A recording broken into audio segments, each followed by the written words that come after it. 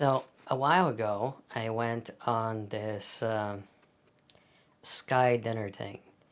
It's this thing where you get lifted up on a crane and you just have lunch or dinner or whatever.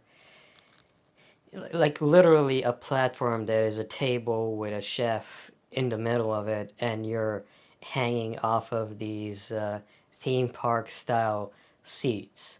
One of the guys near me actually flipped something on his seat and turned around, and that kind of freaked me out, but he was fine.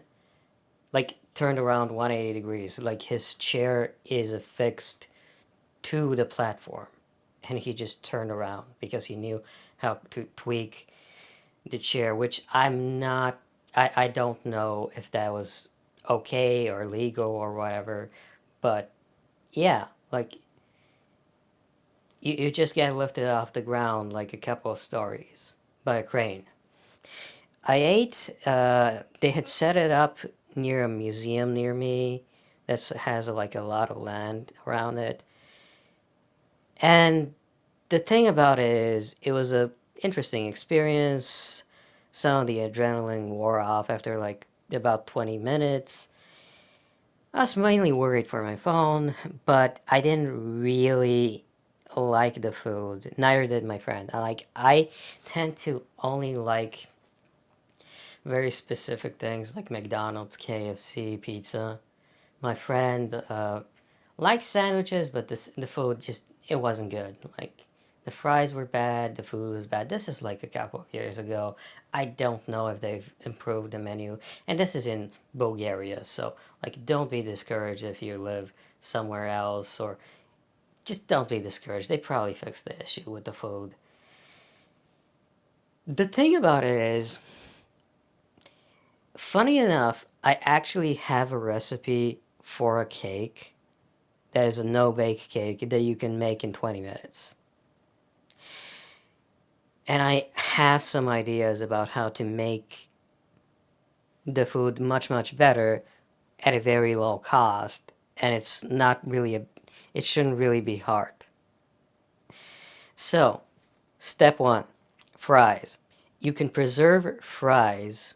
You can preserve freshly cut potatoes in a bag, in a Ziploc bag, using water for tomorrow. You can preserve them over the course of a day using that method. It's very simple, it works. That way, you don't have to use tasteless, dumb, cold fries. Yeah, the fries were terrible. I mean, they weren't terrible, terrible. I've had terrible fries about an hour's drive east of Antalya. That's where the fries are really terrible. Like and the Antalya airport, extra, extra terrible, terrible. Like just cardboard, like tasteless cardboard trash. Terrible fries. Never get fries in the Antalya airport if you're ever there. Like, it's shocking how tasteless those potatoes were. In Bulgaria, we have real fries, but we also have red fries. Second, use red fries, preferably from Samakov. Like red potatoes, not sweet potatoes. Sweet potatoes aren't actually potatoes, but they're also the original potato. It's a whole thing. Like, they're a completely different species. No, I'm talking about potatoes that just happen to have red skin. Preferably from Sankov. I don't know how widespread they are. They are infinitely better than regular potatoes. They taste amazing when you fry them. Regular potatoes, if you get them small and yellow, they're still good for baking. They're still better for baking, but red fries just I absolutely recommend it. Third, olive oil and salt. And butter if you're doing like swine bone fillets. Very, very basic thing to do. Like 20 minutes, you can do this 20 minutes before you fry them. Cut up your bone fillet in little bites. If it's chicken, just toss the chicken bone fillets in. Right, a little bit of salt, little bit of olive oil just on the surface. It absorbs, the skin absorbs it. It tastes great. Then, chicken, you want to use a scrambled egg, and you want to use something called galeta for the topping instead of cornflakes. If you're doing cornflakes, you should definitely hammer it down.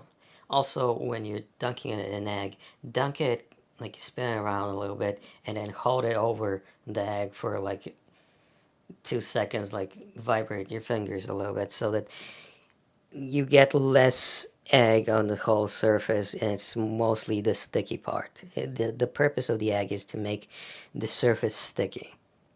And then you dunk it in galeta, which is like powdered bread. It's specifically meant for frying food and for making fried chicken. It's specifically good that way. And you fry it, and you have your bon filet chickens, which are great for sandwiches. As far as the swine is concerned, swine bon filets are best done with, you drop a little bit of butter, you heat up the pan, right? You wait until it melts a little bit, then you toss your steaks or your little meat bites in there. I prefer swine bon filets because they're more flavorful. They run dry pretty quickly, so you gotta manage your portions based on expectation. You fry them, you flip them around a little bit. As it's starting to brown, you toss in a little bit of soy sauce. So it turns into a soy sauce boil. Like, it absorbs the soy sauce. It tastes fucking terrific. It tastes fucking terrific. And finally, the cake. Literally, it's 3 ingredients. You take a bunch of chocolate sprinkles, like 8 or 10 packs typically. You prepare them. You like toss them in like a cup or something. You take a Dr. Yudker creme au lait, chocolate cream. You just mix the sprinkles with the cream, and it turns into this chocolate cement. And your cake batter, when the chocolate cake batter is typically already edible in the packaging. You should check, but typically the chocolate cake batter is usually already edible in the packaging. That's my experience, at least. If you should mix around and experiment, because some people think it's a little dry for them, but it's pure chocolatey goodness. It tastes wonderful. And finally, you should just have frozen bread on hand to bake before you go up. Or you should just go to the local store and buy some little snacks. In Bulgaria, our version of Walmart is called Billa, and it's like a lot smaller, and it has like French bread, like soft, freshly baked French bread, minus the smelly stuff. Like, think that like the sandwich bread, basically. Only unlike the annoying like burger bread things. Yeah, so that's my take on how you can improve sky dinner things. If you're ever on a mountain or whatever, or you just want to try it out, like, it's really simple, and just add some tomatoes. Yeah, like, we have these cheeses from President, these pizza slice type cheeses that you apply to bread. Like, you add those with some tomatoes and some. There's a particular brand of cheese called Majarov. Yeah, yellow cheese, not the ones with the bubbles, but like yellow cheese. In Bulgaria, we call it kashkaval. And you get some kashkaval, some tepenosirini, like molten cheese, some tomatoes, finely sliced, a bit of salt, and Maybe prosciutto, maybe you add the chicken in there. It's delicious. Like there's so many ways you can just improve the meal. I keep getting interrupted by random noises.